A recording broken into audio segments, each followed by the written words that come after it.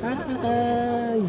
3-year-old Thuraya stretches high in her enclosure, while 4-year-old Suhail chomps on bamboo. Giddy bystanders press close to marvel.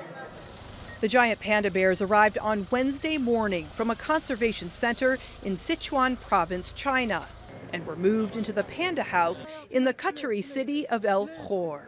The arrival of two lovely pandas will, help promote the vision of the harmonious coexistence between man and nature and encourage people to protect biodiversity.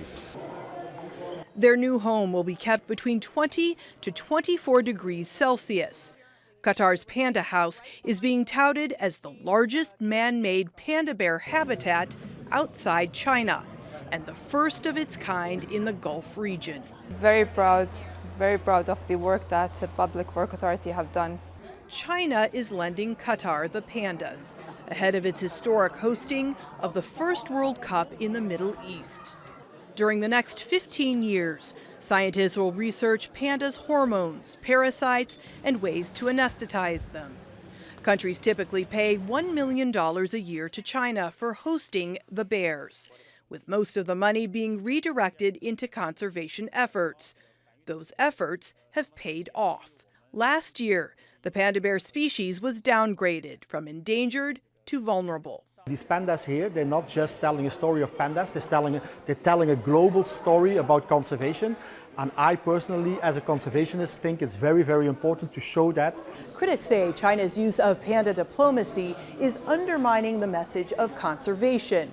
The number of panda bears born in captivity has increased, as has the number lent to foreign zoos.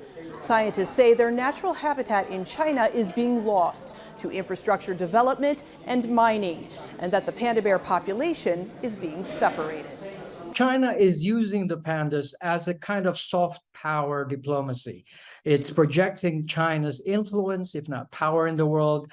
In keeping with the solitary nature of bears, Thuraya and Suhail will remain in separate enclosures once they leave quarantine.